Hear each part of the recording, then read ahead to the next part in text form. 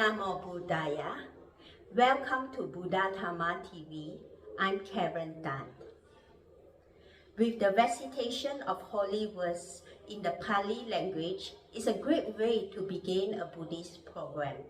Reciting words in the Pali language can set a calming and meditative tone for the event. Pali is an ancient language that is closely associated with Buddhist teaching and is known for its spiritual and philosophical texts. These words pays tribute to the 9 noble qualities of the Supreme Buddha.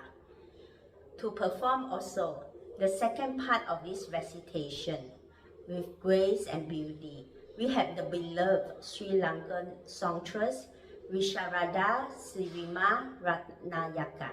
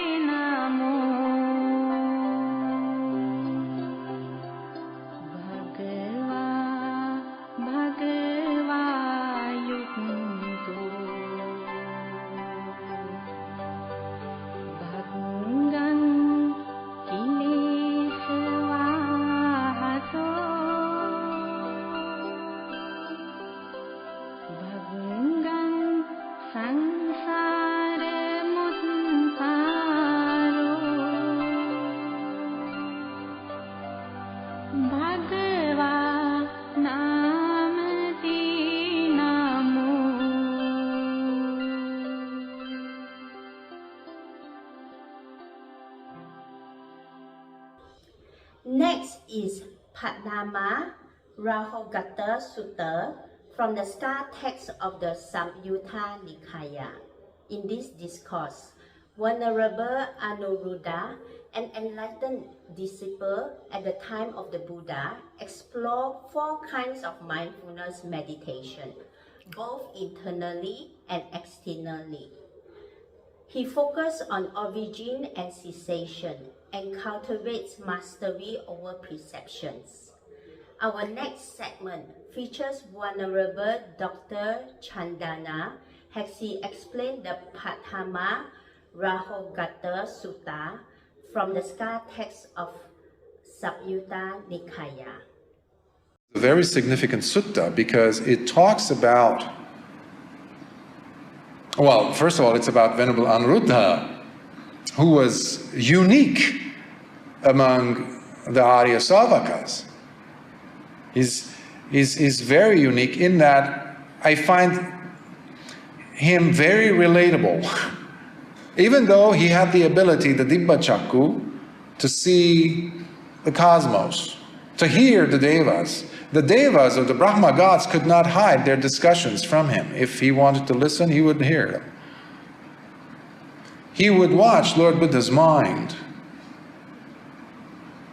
And if you're of that level, you could do that. In fact, when Lord Buddha was dying, it was Venerable Anuruddha who knew which stages of the jhanas Lord Buddha was going through before he died, because Venerable Ananda was going, yes, he died. Now he died. Yes, now. And Anuruddha would say, shh, he's still there. He's in the first jhana.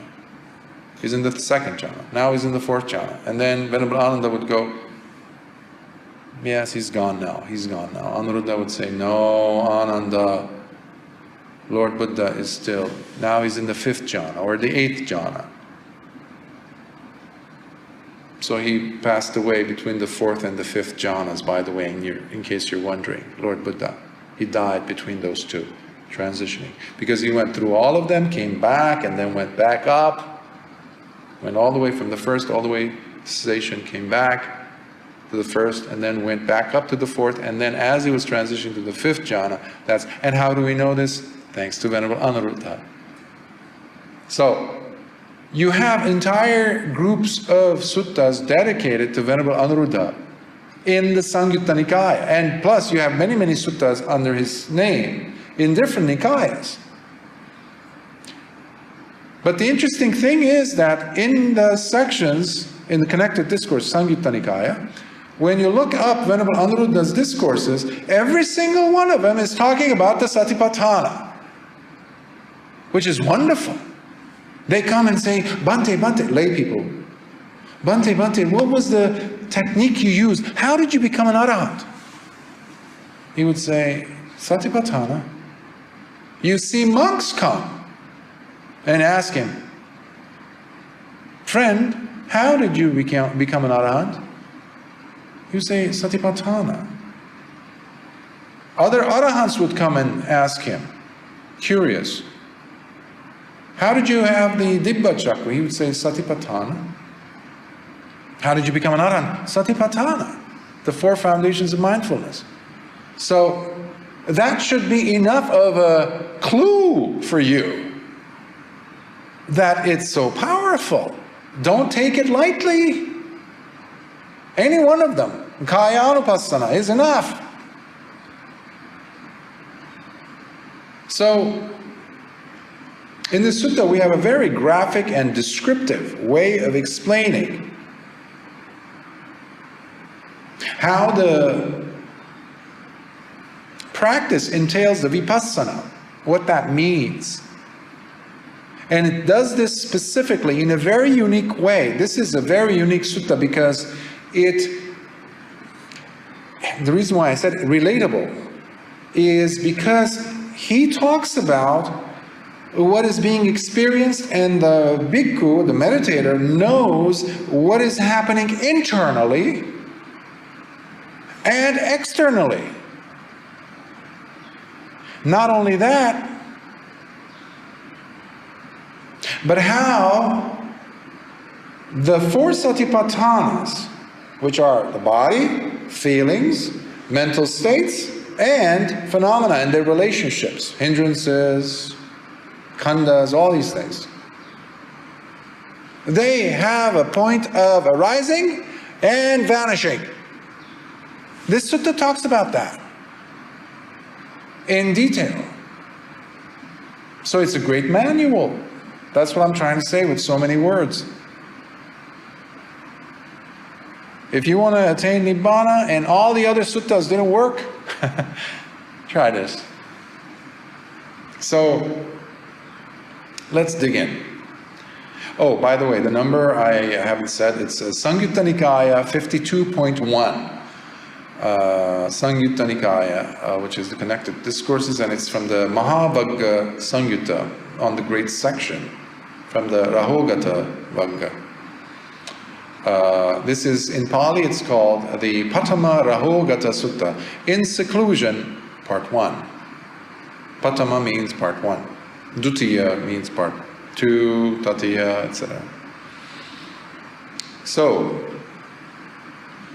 I have heard this myself. At one time, the Venerable Anuruddha was staying in Savathi's Jeta's Grove at Anathapindika's monastery. Then, while the Venerable Anuruddha was in seclusion, he began reflecting on the following thought. All those who have neglected the practice of the 4 foundations of mindfulness have neglected the noble path that leads to the complete ending of all suffering. All those who have undertaken the practice of the 4 foundations of mindfulness have undertaken the noble path that leads to the complete ending of all suffering. Meanwhile, the Venerable Mahamoggallana, knowing in his mind what the Venerable Anuruddha was thinking, they used to scan each other's minds. Just like a strong and agile person would quickly extend or flex his arm, so too he instantaneously appeared in front of the Venerable Anuruddha and said these words to him. And how, friend Anuruddha, without missing a beat, as if he was there, so he's responding, he's like continuing the sentence. And how, friend Anuruddha, do you define the undertaking of the 4 foundations of mindfulness to be practiced by the bhikkhu? Friend, this is Venerable Anuruddha. It is when a bhikkhu meditates while observing whatever experiences that arise or take place within the body, oneself. He meditates while observing the disappearance of whatever experiences that were taking place within the body. Remember, now it's in the past tense, that were taking place. He meditates while observing both the appearance and disappearance of whatever experiences that occur within the body. Appearance and disappearance, arising and vanishing of the experience. So you're fully alert. It's like sitting there watching someone walk in through the door and then they leave. And someone else comes and asks you, did someone come in and leave? And you say, yeah, that's it. Now can you extend that into your life, into the tiniest little segments of your day, where every moment that you live, you're like that. You're aware. Before, during, and after, you think, you speak, you do things. You witness things, both internally and externally. That means you're practicing a legitimate satipatthana. The bhikkhu thus meditates while observing the body with keen interest, careful attention, and mindfully, without having any desire to avoid nor lean into the experience. So it could be a bad experience, painful experience. So you're not saying, may it go away, may it go away. You're not closing your ears saying, this is not happening to me, this is not happening to me. No, you're watching it, you're observing it. Nor desiring to change the truth of whatever is taking place. While you were sitting meditating during this retreat, many thoughts came up, feelings came up that you didn't plan. They show up. They come up and you say, Bhante, why is this coming up? Where is this thing coming from? It's happening. Call them sankharas, call them asavas. They're happening. Your job is not to follow. Your job is not to fight them. That's just the nature of things. It's going to happen. You didn't ask for it, did you? It showed up. Okay, let it go. The person walked through the door, let him go out. Why take him in and say, okay, now you have to explain, why did you come? No, you don't. No, you don't. The bhikkhu meditates while observing whatever experiences that arise or take place external to the body. Now you're seeing also things that are happening outside. Not just the way your body feels. Let's say sound is outside your body, taking place. A sight is outside your body. That's one way of understanding it. It also could be something that is happening on the surface of the body. You can also look at it like that. Versus internally, something that you feel inside the body. That's another way of understanding it. So don't be rigid. That's what I'm trying to say. He meditates while observing, did I say that? Okay. He meditates while observing the disappearance of whatever experiences that were taking place external to the body. The person coming in and leaving, literally. the sound happening, and then the rain wasn't coming down like this earlier, and now it is. Well, it's not going to stay like that forever. It will disappear, right? So the bhikkhu meditates thus while observing the body with keen interest, careful attention, and mindfully, without having any desire to avoid nor lean into the experience, nor desiring to change the truth of whatever is taking place. If you notice, that formula is going to repeat itself, and that's a formula that is used almost every single time whenever the Satipatthana is being presented or explained or elaborated.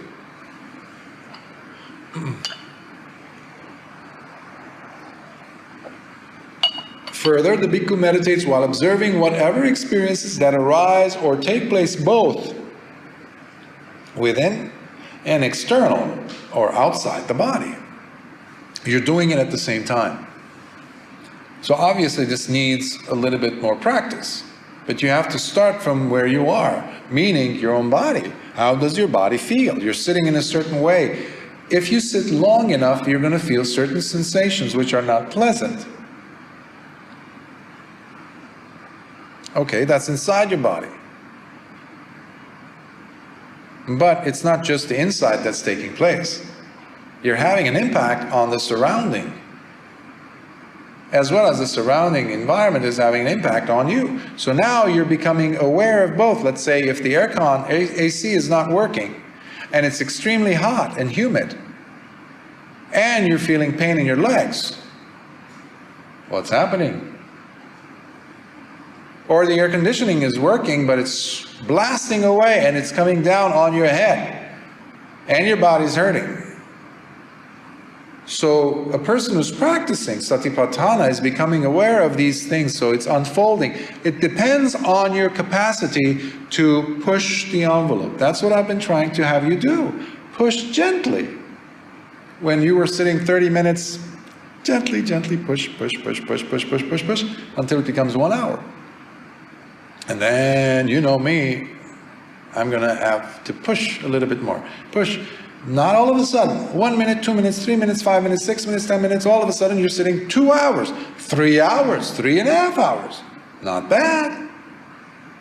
In the same way, as your sati, capacity to have sati, develops, you become sensitive to whatever's happening both inside and outside, individually and then both at the same time. He meditates while observing both the appearance and disappearance of whatever experiences that occur both within and outside the body. The bhikkhu thus meditates while observing the body with keen interest, careful attention, and mindfully, without having any desire to avoid nor lean into the experience, nor desiring to change the truth of whatever is taking place. And if he so wishes, while I meditate thus, may I be able to perceive the repulsive in what is attractive, he is able to do so. Listen to this. If I want, let me see the repulsive in what is attractive. That means you're looking at a delicious meal while you're extremely hungry. Or you feel attracted towards something, a person,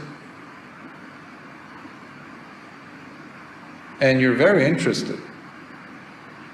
You look at them, and no one can look at that attractive person and say that person is ugly or repulsive. But because your mind is settled, equanimous, such a person, because of sati's presence, is going to go ahead and say,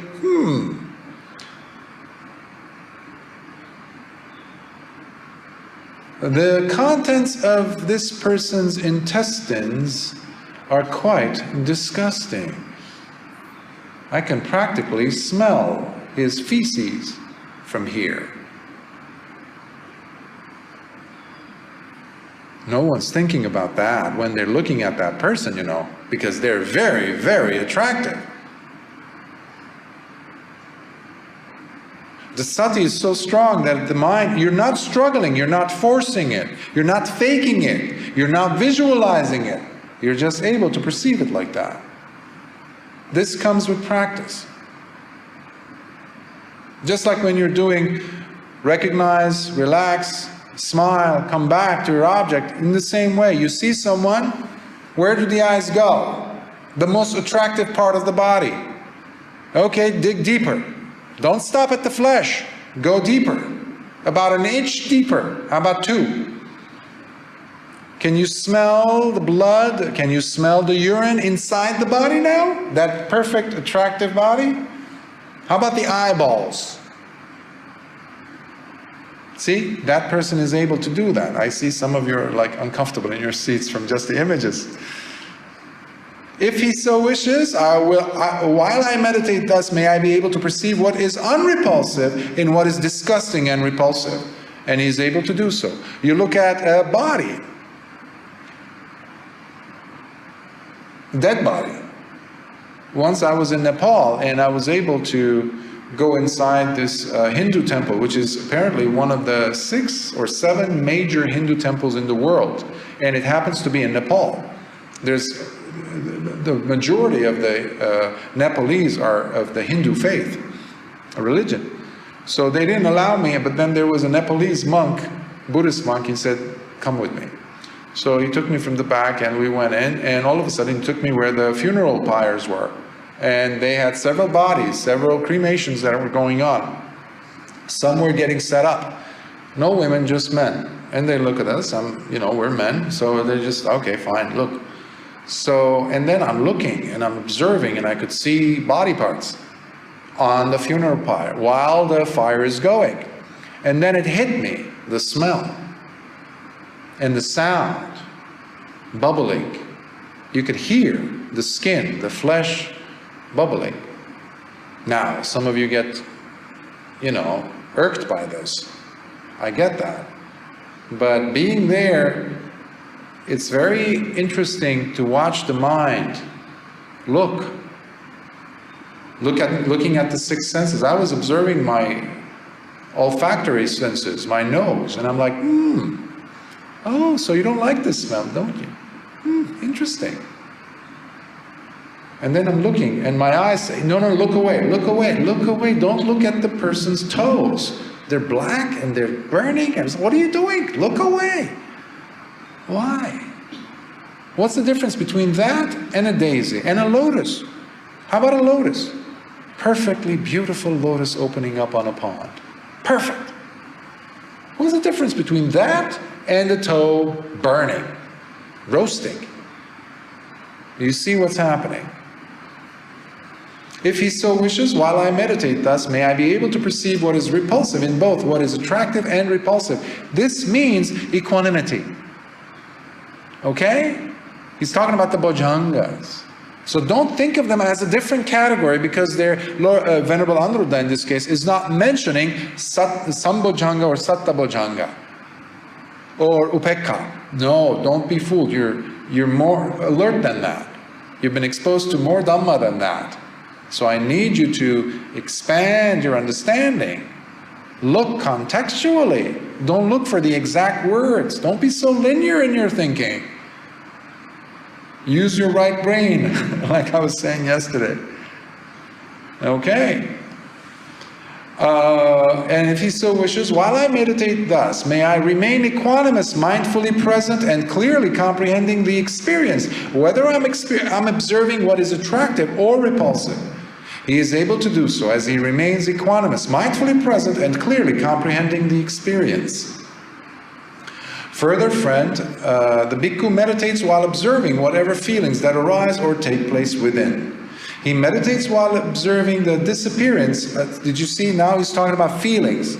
Earlier, it was about the body, experiencing the body. Here, we went to the feelings. All right? So, because it's satipatthana. It was the kaya, now it's vedana. He meditates while observing the disappearance of whatever feelings that were taking place within. He meditates while observing both the appearance and disappearance of whatever feelings that occur within. That means you might be smiling, but don't be fooled by that smile. You might be feeling resentment inside.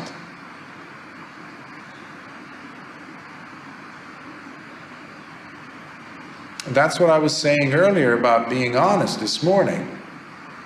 honest and truthful with yourself, with your sittings. Don't be fooled by that fake smile that you have on your face. Encourage it to be true. Check, check, double check.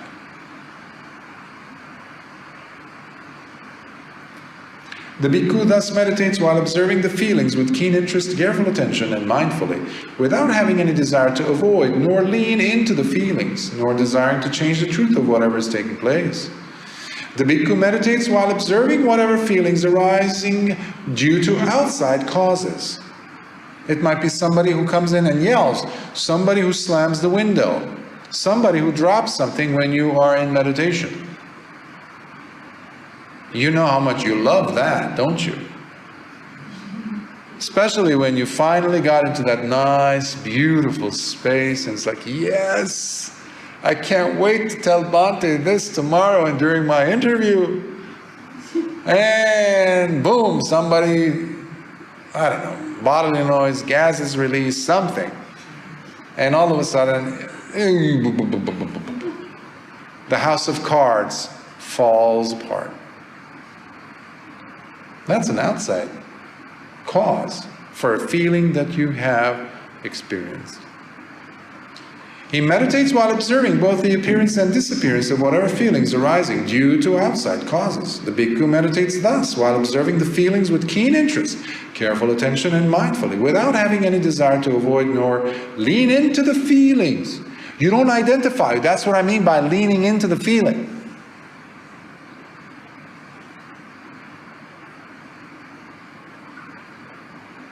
And that's one of the reasons why when I encourage you to not be listening to your intellect when you're listening to the Dhamma, you can only listen to one. Okay? You cannot listen to both the Dhamma and your intellect.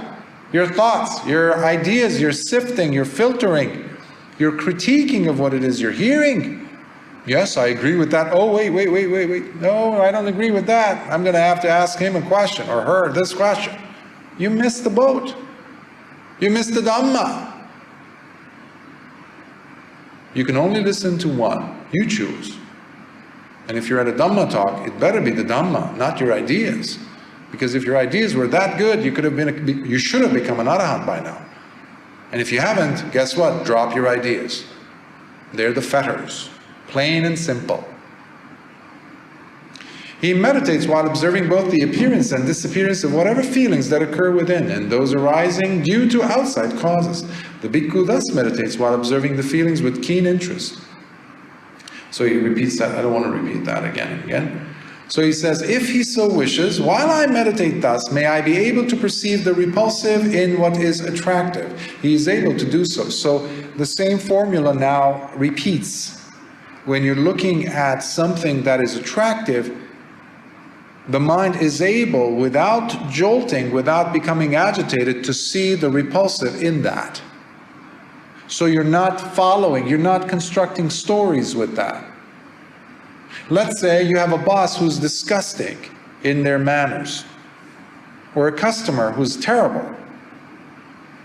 Somebody who comes and, let's say you sell products, they come and look and ask you questions and they walk away after wasting 2 hours of your time. And they do this every month, and you know that. They're miserly, stingy people, but they waste your time. For example. So what is your reaction to that? It's repulsive. But can you see beyond that?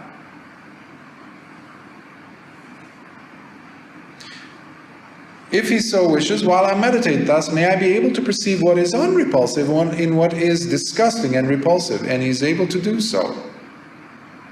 Self-explanatory.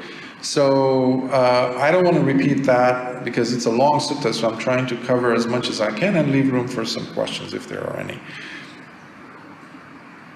So, further friend, the bhikkhu meditates while observing whatever mental states that arise or take place within. Chittanupassana. Seeing the various states of mind. Is the mind dull? Is it feeling sluggish? Do you feel contracted? Contracted usually means basically sloth, drowsy, sluggish. You're just being squeezed down into the pillow. Or is the mind distracted, restless, running around, bored? You always want the next sensation. This is what usually happens on a retreat, especially when you have like reporting to do, one-on-one interviews. So I hope you got that out of your head, that I am not interested in you coming in and tell me of these incredible experiences. I don't care about that. I just am there to see if you're doing something wrong, or to fix it, or if you're doing something right, to encourage you and maybe tweak it a little bit better so you can do it even faster and better and more efficiently. That's the point. I've been on retreats where the teachers would want to do one-on-ones, but everybody's driven directly or indirectly to come up with stories. I'm in this jhana, I'm in this jhana. So what people would do is they would sit closer and closer to the interview room. And I never liked that. And guess what? Everybody was copying each other. All of a sudden, you had a whole group of participants becoming suddenly sotapannas. Or in the beginning periods, jhanas. People were going to the first, second, third, and all the way up to the 8 jhanas. Wait a minute, that's not possible. I'm looking at their behaviors like, because I was also assisting that teacher. Something is wrong here. Are you sure? Maybe we should close the door. Maybe we should have the chairs be about 10 meters away. And especially to shut their mouths. Like not to talk about your experiences. That's one thing that I always want my students. You are not supposed to be talking about your experiences to each other, with each other. This is where I am, this is what I felt, what about you? That is toxic. If you want to lose your path in the Dhamma, then keep doing that.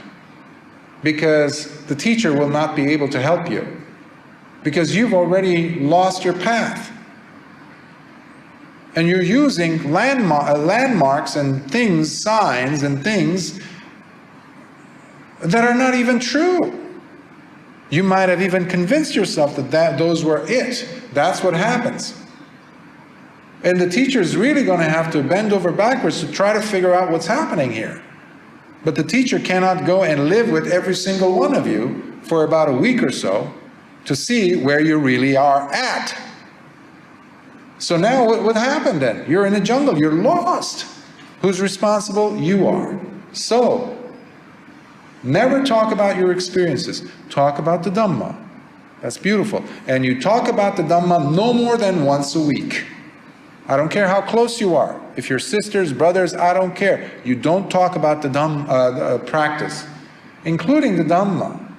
Leave it to gestate. Allow it to grow. It's a seed. Because that conversation, once a week, we get from the Arya Savakas. Okay? We learned that from Venerable Anuruddha, Kimbila, Nandiya. They would talk once every 5 days. Remember from the other suttas that we covered? Remember? Chula Gosinga Sutta? That means also not be part to so many different meditation groups.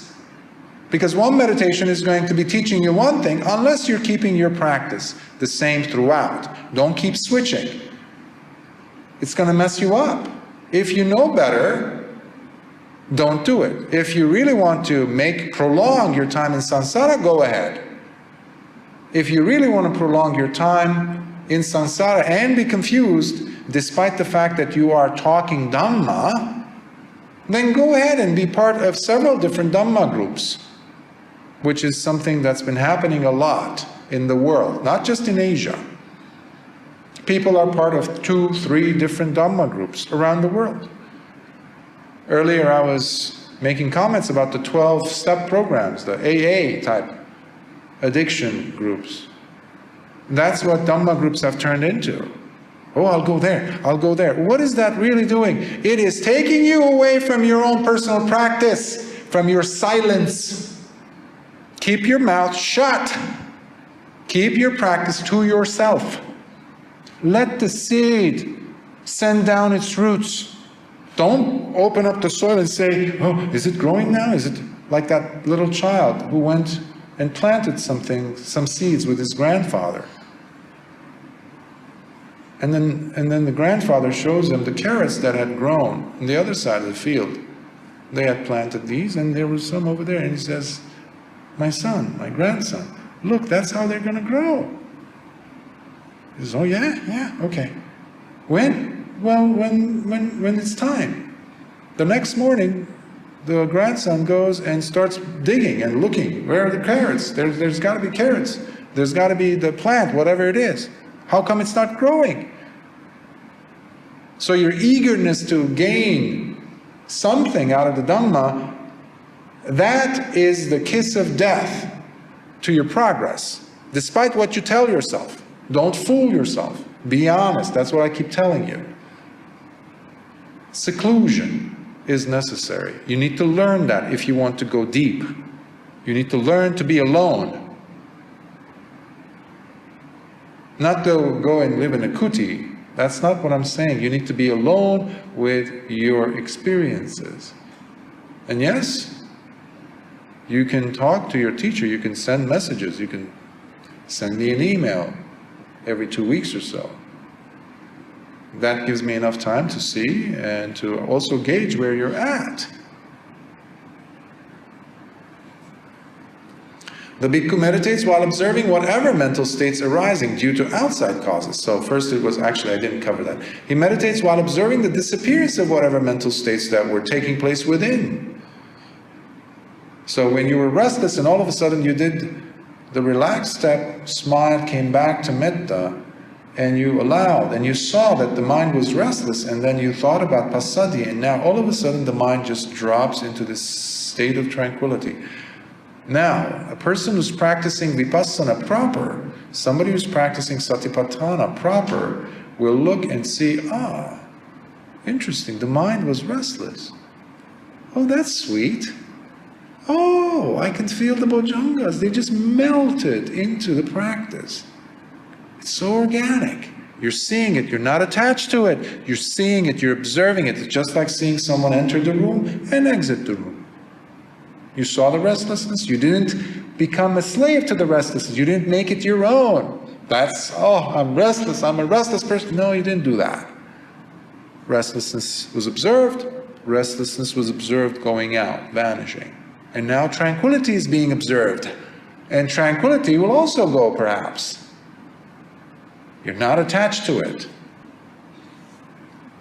So, the bhikkhu meditates while observing whatever mental states arising due to outside causes. He meditates while observing the disappearance of whatever mental states arising due to outside causes. So, the jolting, the noise. Somebody, if you hear a woman scream or cat scream or somebody, a man or an ambulance or a car shrieks, hits their brake and they slam into, it's going to create a certain mental state in us, unless we're inert, unless we're dead. It's going to do something. So the mind of a practitioner of satipatthana will be watching all that. Oh, okay, there's the sound. They might even be naturally jolted, but they're still there. They're still watching. Who's coming in? In this case, the door is a representation of the 6 sense doors. In this example, it's the ears. Right? The bhikkhu meditates thus while observing the mental states with keen interest. That's key. Keen interest. You need to be excited. You need to be like... There is not a moment of your dull life, you consider your life dull, let's say, or parts of your day, boring.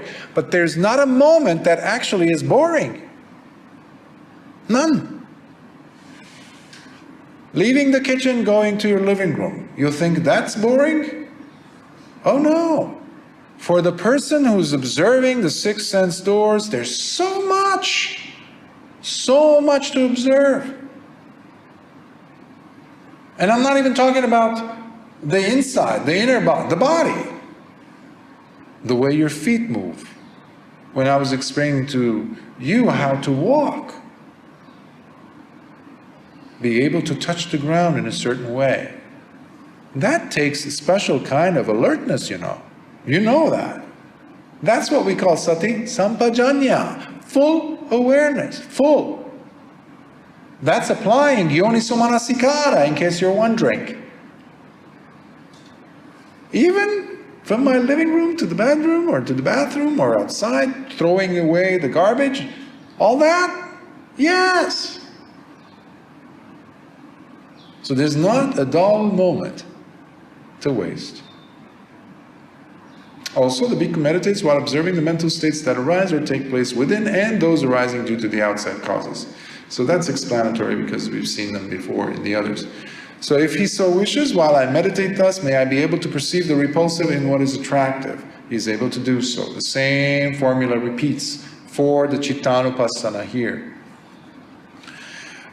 So seeing the non-repulsive in what is disgusting and repulsive, and to perceive what is repulsive both in the attractive and the repulsive. So you're training yourself. So in your real life, when you're seeing something, intentionally look at something that you don't like to look at. So I would train my students sometimes to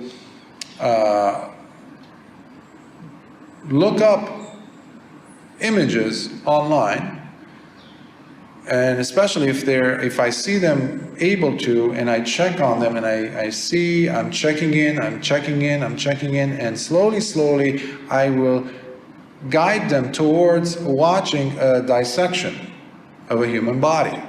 But it doesn't start like that. It could be a picture, a 2D picture, maybe black and white first, of a cremation site without a human body in it. There's no smell, nothing. Because you don't want to traumatize the person, even though they've had sati, this and that, because you need to ease the person in. Okay, because the students I'm talking about are lay students. So despite the level of experience and depth in meditation, so slowly, when I see them ready, I will encourage them to, maybe I might even send them some videos of an autopsy or a dissection or bleeding. I know grown men and women who would faint if they saw blood, even their own, growing up. So, such a person is really going to have a hard time. So, the idea is to get the mind, not to shock you, but to get your mind to still learn to be equanimous despite whatever it is that it's seeing. Whether it is a beautiful fjord in Norway that you're looking at, a sunrise, you know, coming up. You're standing at the edge of a cliff, and it's like, whoa, this is so beautiful. Or seeing worms coming out of a gut of a dead person. Or a vulture in Tibet chewing away at the pieces of a femur, the leg bone, the long leg bone that has been cut into pieces. And they're fighting over it. So how is the mind at that moment? That's what we're talking about. It takes effort, it takes practice, but you don't start from there. That's what I'm trying to say. Easy does it. So sati has to start from you, from your normal surroundings. So further, friend, the bhikkhu meditates while observing the relationships of whatever phenomena that arise or take place within. Here, this is my translation, of course, that I'm going over. What I'm talking about is the Dhammanupassana. One of the mispronounced, mistranslated terms are the Dhammas. This is not Dhamma, capital D in English, the teachings or the doctrine or nature or truth. These are the different or various phenomena. It could be the Four Noble Truths, it could be anicca, it could be the five khandhas, it could be the hindrances. All these are mental objects. But it's not just the objects that you're observant of, but also their relationships. Hindrance is not as powerful on its own. Hindrance becomes a real hindrance when it has a relationship with you. It's bugging you, it's making you doubt your practice, the teacher, the teaching. For example, it's a hindrance. So you need to check the relationship. Not just labeling. That's why I never liked labeling. It's one of the useless things you could do. No self-respecting meditator in today's world is actually going to be teaching labeling. That's outdated. Because it distances the person, the experiencer, from the experience itself. You're labeling it. You're giving it a badge. You're not seeing the truth of it. You're creating another quasi-truth of it. So you can never truly experience vipassana then. There's no satipatthana. You're labeling it. But there's entire schools dedicated to that, unfortunately. He meditates while observing the disappearance of relationships of whatever phenomena that were taking place within. So I gave the example of hindrances. You see the hindrances come, you see them go. Just like the person coming in and out of the room. You're just observing. You're aware. You're not lying to yourself. You're not making up stuff. You're not hiding anything from yourself either. The bhikkhu meditates while observing the relationships of whatever phenomena arising due to outside causes this time. You were sitting comfortably and all of a sudden somebody does something and now there is the hindrance of restlessness. Or somebody in front of your eyes breaks a precept, especially on a retreat, let's say. We're not supposed to eat, and then you see the person looking around and they get an apple and they bite into it.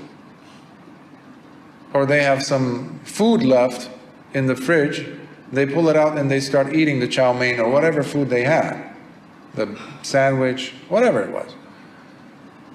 Now, guess what has become your meditation object? Oh, disgusting. Vyapada. How about if it was you who did it? Oh. Remorse come to mind? Guilty? I shouldn't have done that. I shouldn't have done that. Guess what? The mind is now agitated, which is why we keep sila. Sila is because we need to have the mind calm down. To protect your mind. That's the first reason why we practice sila. You don't put yourself in harm's way. So, this is the observing the outside conditions and what they're doing for the Dhammanupassana, so nothing is slipping by you. But this is a level that not everyone has to reach even. Okay? Many times I've had the question of, well, do I need to practice all the satipatthanas to attain, let's say? Honest answer is no.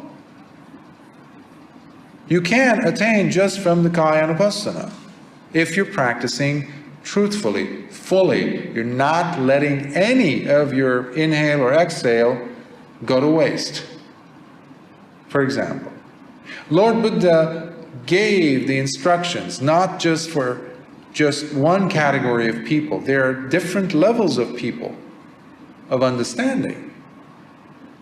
So for a mind that is able to penetrate deeper and function on these different levels, such a person, and they practice and they have the time also to do it, they can evolve their practice to practice all the levels of satipatthana. That's fine. But please don't make the mistake to think that, oh, I can only attain if I've reached all the way up to the Dhammanupassana level. Absolute nonsense. That's wrong view. Whoever teaches that, I don't know of anyone who teaches that, by the way. But if you ever heard it, that's absolute complete miccāditthi. Has nothing to do with the Dhamma. Kayanupassana is enough. Vedanupassana on its own is enough. Pick one. whatever works for you. And it's not like you're going to be stuck with one. Sometimes they change. I would have fun with one versus the other. Sometimes I'm in the mood for just the body. Sometimes the feelings are so loud because it's an intense environment, the outside circumstance, the external world that they're talking about. It's too massive, it's too powerful. So you cannot avoid being surrounded by feelings, heavy feelings, usually one of the two extremes, either really good or really bad. Especially when you're sick or when you get sunburned.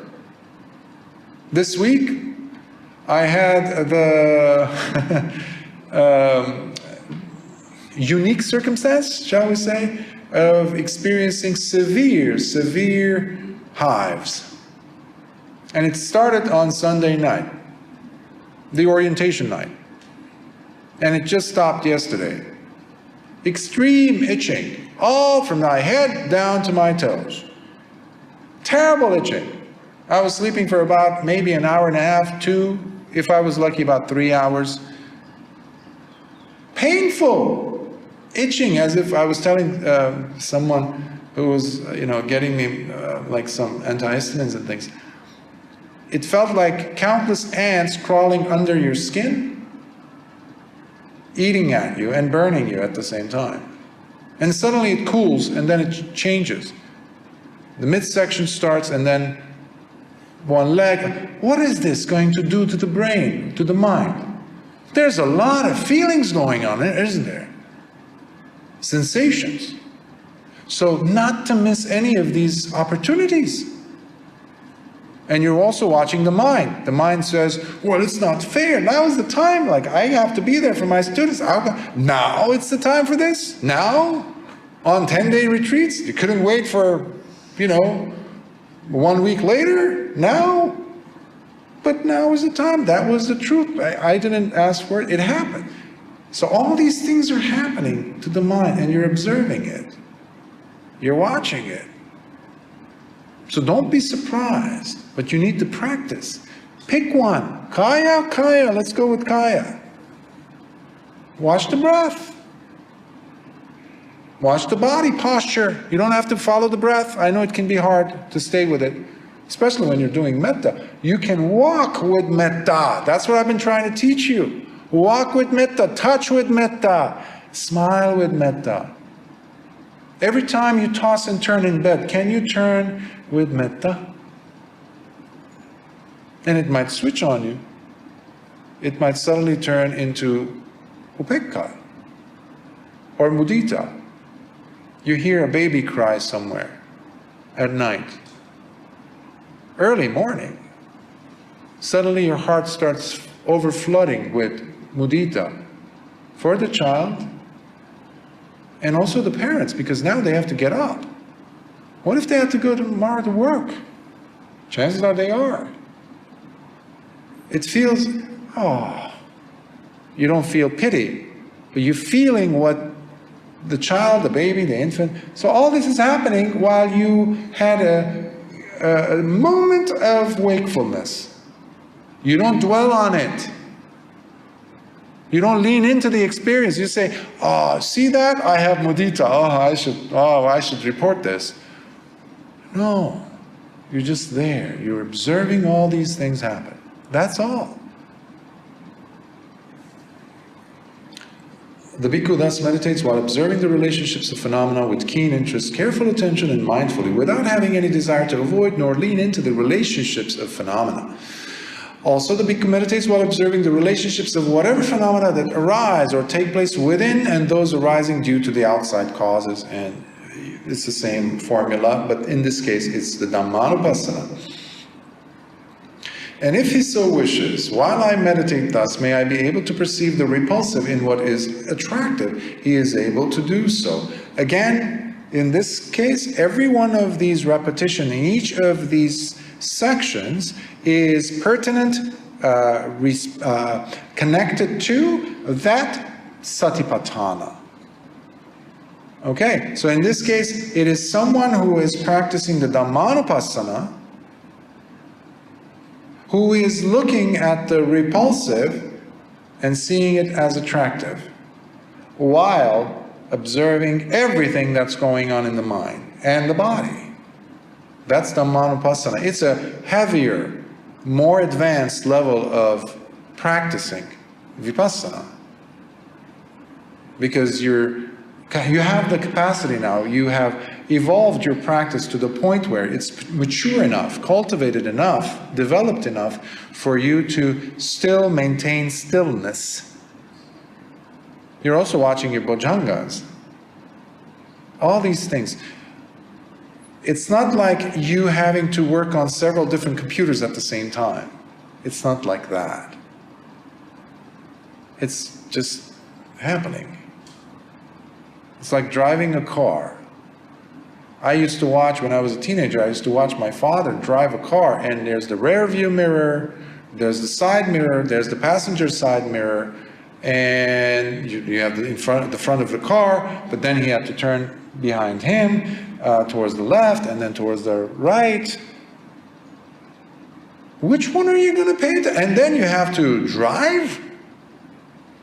I said, I'm not doing this. This is too much for my brain. My head hurts just watching you. And then you start seeing this. No. That's why people say, you want me to watch my body, my walking, every step? Are you serious? Maybe I could do for 5 steps. Kayanapasana.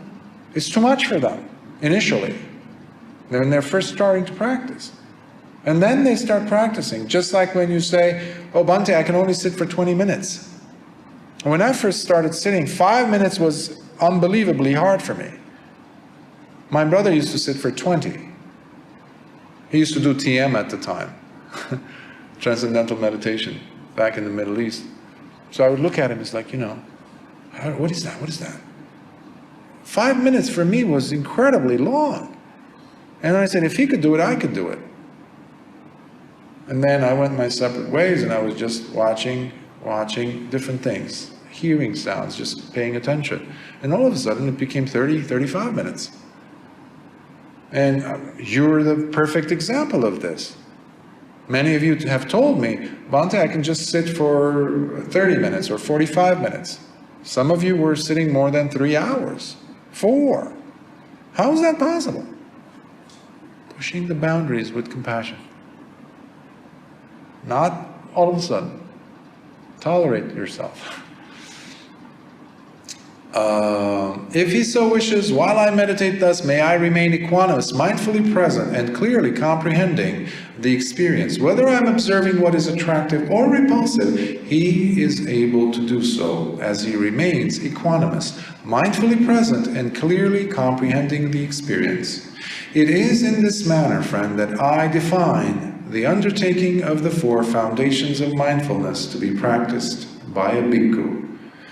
Sadhu, sadhu, sadhu.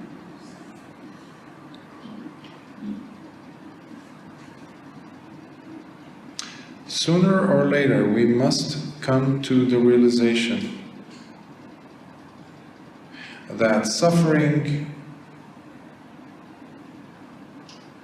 is known by the person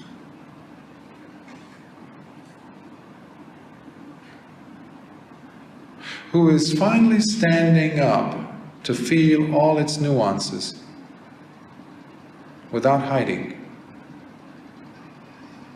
Suffering must be experienced, not run away from. We have been programmed, because of evolution, to run away from anything that is uncomfortable. Fear, I was mentioning in the beginning. What is fear? When you dig deep, deep, deep, deep down, it's causing us suffering. That's why the person is fighting it. That's why the person is acquiescing to it, handing over everything, and then their dignity as well. Just leave me alone. That's why the person is fighting it. That's why all these things are happening, suffering. But it has to be fully experienced, understood, appreciated. That is when we start to really get on the path. Everybody knows suffering, but not everybody knows suffering. You need to understand, appreciate all its nuances. And that's when it starts. You start to see the first noble truth. And you must be aware of it. You must be mindful of it. You cannot know it intellectually. Forget about it. I see a lot of people, the majority of people that I've come across in Dhamma circles have a lot of information in their heads, but very little experience of suffering. Experience that is understood and appreciated, that is. Appreciation of suffering must be there. Because that's the thing that's going to allow us to learn, not run away from. Well, he insulted me. But, okay, how did that feel like? Terrible. Okay, let's leave him out of this. Terrible. Could you give it another name? Yeah, it hurt. Okay, how do you visualize? How do you describe it? Did you suffer? Yes. Okay, can we call it suffering? Yes. Okay, let's sit with that. Did you see what happened? I'm bringing it closer and closer home. You're not looking at the other person as the cause for my suffering, which is what the world functions on. You're taught to always point the finger. You're the one who caused me suffering. We never look at the context. We never look at the background story. What was happening? Did I have anything to do with this? What were the factors? Remember, we did at least 2 suttas on Paticcasamuppada. What is Paticcasamuppada? If not looking at things contextually, looking for the causal factors. What are the causes and conditions for this situation to arise? Well, he hit her, or he hit him, or she hit him. Okay. Linear or multi-contextual? If she wasn't there, if he wasn't there, would he have gotten hit? Very simple. If he didn't do that, if she didn't do that, if this element or this variable wasn't there, if it was different, would the outcome have been different? Yeah. Now you're using your right brain. This is dangerous, what's happening in the world. This is not over-exaggeration. This is what's happening. People used to have the capacity to look at situations and not be quick at conclusion. Oh, it's because of this. Whoa, whoa, whoa. Did you weigh all the factors? Did you get all the details? Well, that's what they're saying, so that must be it. Really? Because I just tossed about 2 million, at least, years of human evolution out the window. Darwin is actually turning in his grave. There goes the scientific revolution. All of it out. The Dhamma is out the door, completely. If we call ourselves practitioners of the Dhamma, and we don't apply Paticcasamuppada in our lives and in our conclusions of what it is, and Google doesn't count, by the way. Google is one of the most organized, corrupt, channeled, controlled platforms. Everybody knows this. You know, the internet was invented by the US military, right? They had it for at least 40, 50 years, right? Before they released it to the world. So, again, these are facts that nobody wants to think about. Because it makes us, yeah, but it's kind of pushing the boundaries on what I've accepted as reality. And don't, Bhante, please, let's keep it here, in this. If you're getting that feeling, guess what it is? It's pushing the boundaries of your ignorance. Because that means you're not looking at things contextually. Because that's what the system is having us do. And it's invading our own practice. That's why I'm talking about this. That's why. because it's affecting people's practice, because I've seen people's practice go downhill during the last 3 years.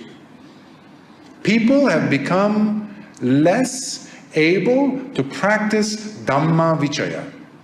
For me, that is cause for alarm, serious alarm.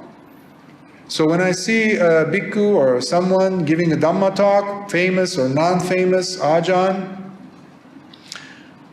as if business as usual, they're going on and they're talking about kusala, kusala.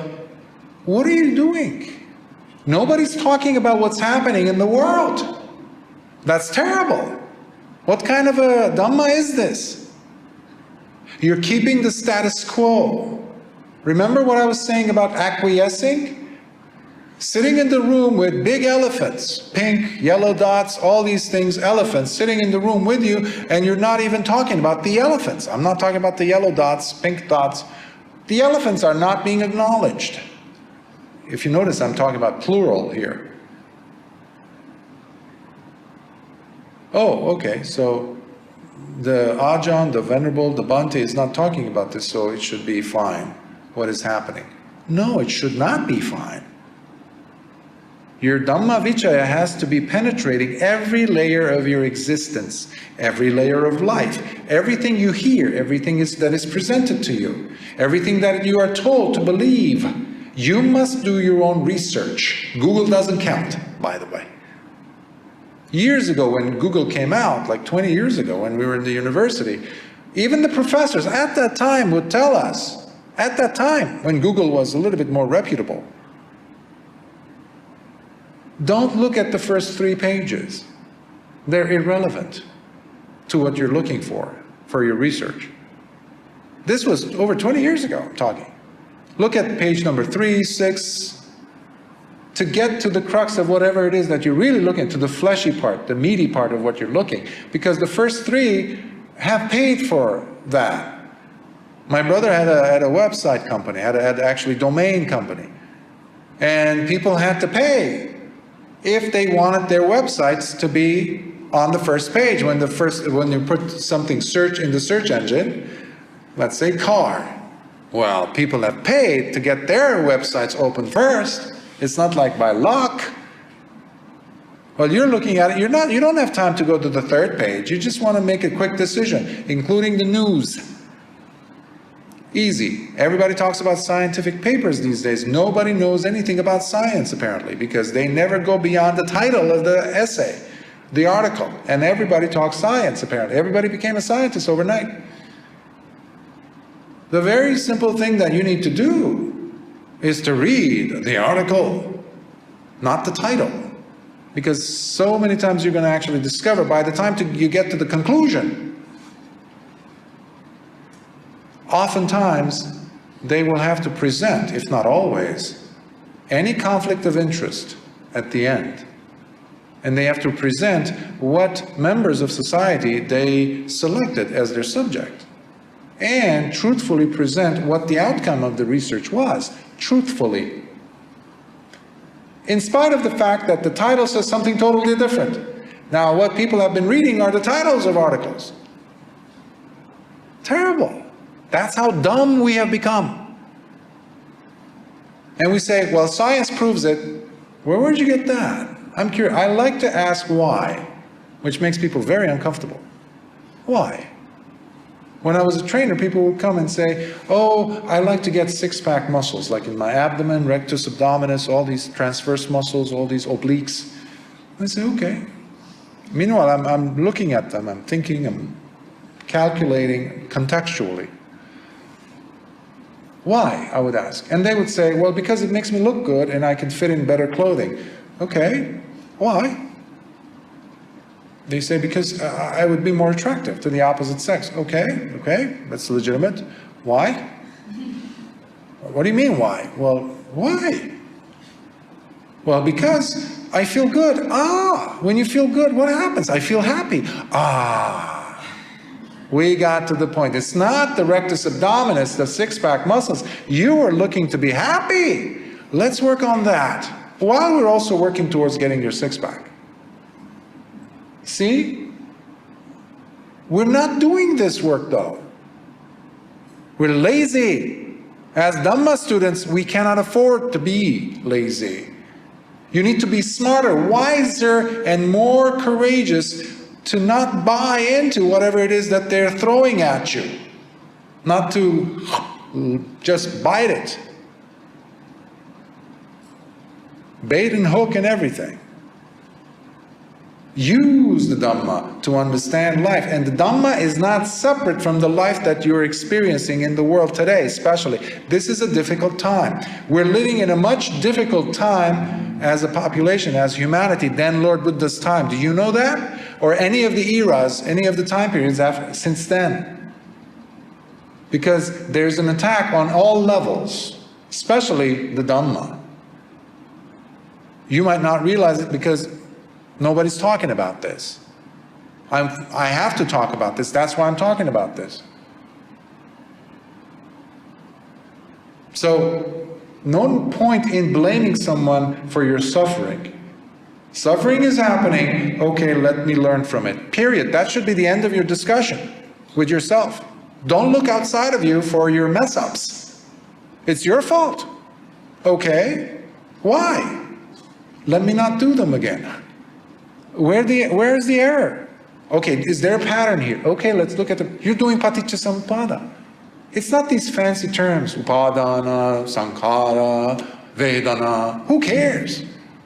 Your life is the perfect example. Use your own vocabulary. Use your own emotions, your states of mind. Use satipatthana. That's where paticca samuppada is, your life. Not in a book, not in a Dhamma book, not in a Dhamma talk, Dhamma sharing. It's in your life.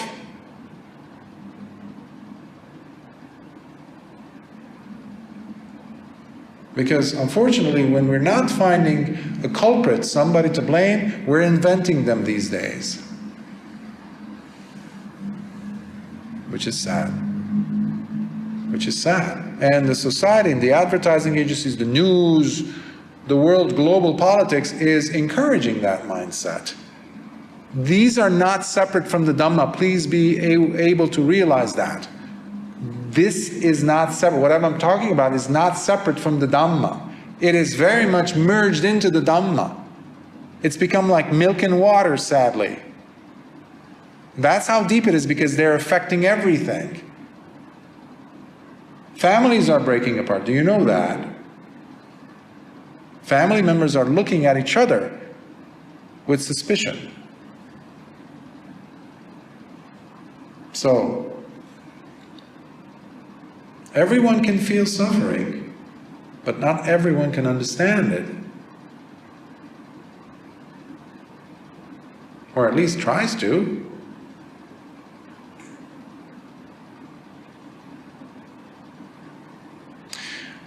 This path, however, is for those who do,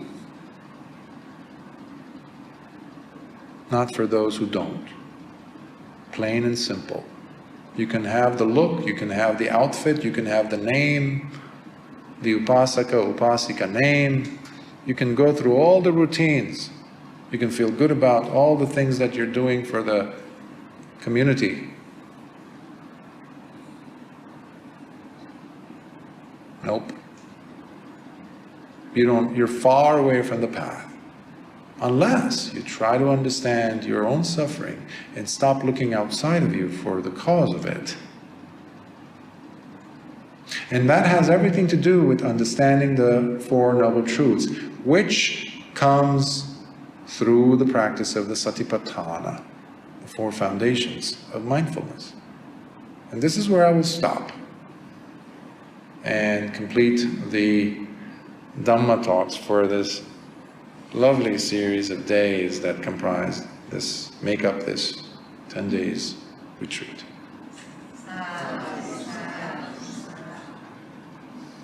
So I hope this was, not just this, but the suttas that I had selected for you to help you, to support you during this retreat, have been helping you to understand, to gain better understanding of your own experience, and the Dhamma especially.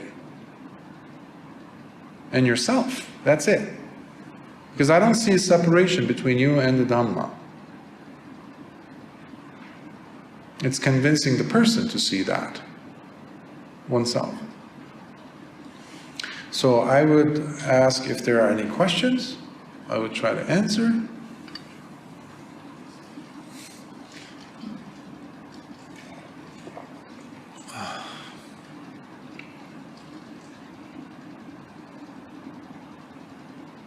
I will be giving the last talk here this Saturday on another sutta, which is part of the weekly Pali suttas that I had begun here about 4 months ago. So I forgot which one is. Oh, Aninja Sutta, yes. Aninja, immovable states.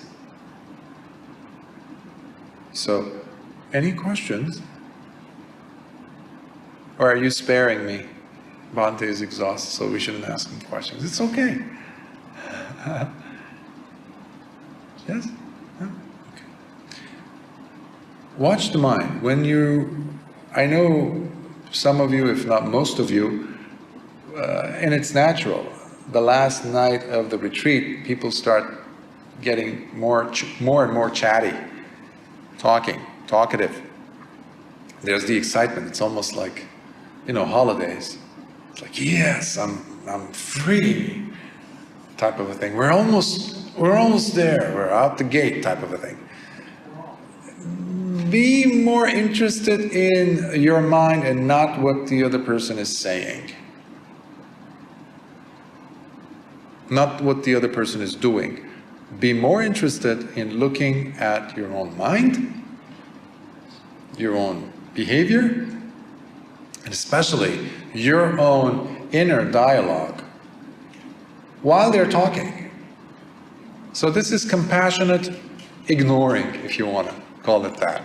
You're compassionately ignoring for the sake of higher purpose, meaning vipassana. You're actually doing satipatthana of your own thoughts. You're watching whether I have samma vacha or not. You're smiling, you're looking, you're nodding at them. Yes, yes, yes. Every once in a while you drop in and you start saying, okay, he's going to ask me questions afterwards. I'm not listening to him. Okay, I might have as well hear some of the words, but you're more interested in what's happening in your mind in relation to what they're saying. And this is just one example. When someone walks into your store, into your shop, into your office, into your board meeting, whatever it is, be more interested in not what they're wearing, what they're saying, how they look, how they smell, but what your body's reaction to all those things are. This is when you become truly practitioner of viveka, seclusion, in the midst of the hubbub of the noise of a modern living situation. You could be in the middle of a metropolitan area, in the middle of New York City or Tokyo or Calcutta or KL. Prince Siddhartha, upon witnessing an old man, a sick man, a dead man, and a holy man, left the palace in search of an eternal solution to end the cycle of birth and death. He ultimately attained deathlessness, nirvana. Here is the story narrated in a glorious way by awakenings.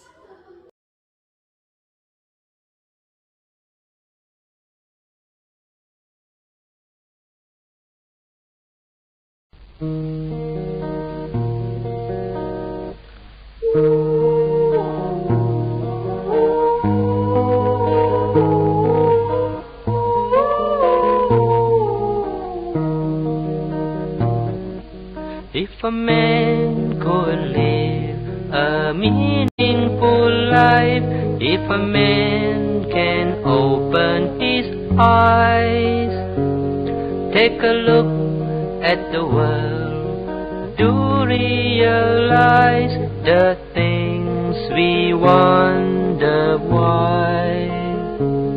The old man is weak, so wrinkled and dry, the sick is mourning in pain.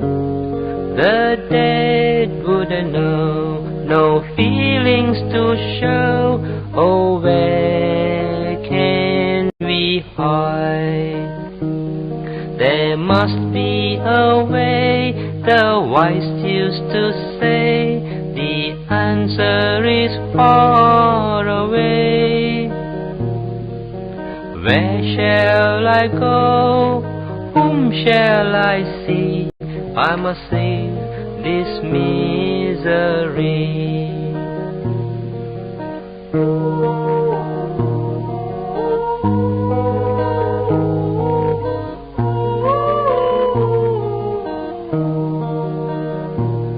There must be a way, the wise used to say.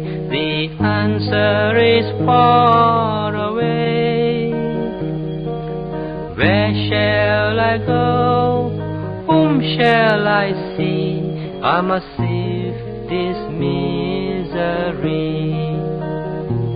I must leave this misery.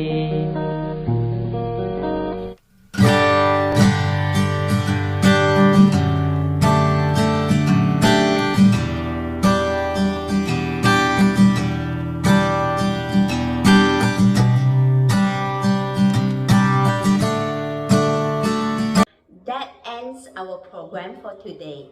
If you have any concern or questions, don't please hesitate to reach out to us at info@buddhatharmatv.com. Thank you for watching, and I'm sure that our programs on Buddha Dharma TV will be a source of inspiration for many of peace lovers around the globe. Good night. Namo Buddhaya.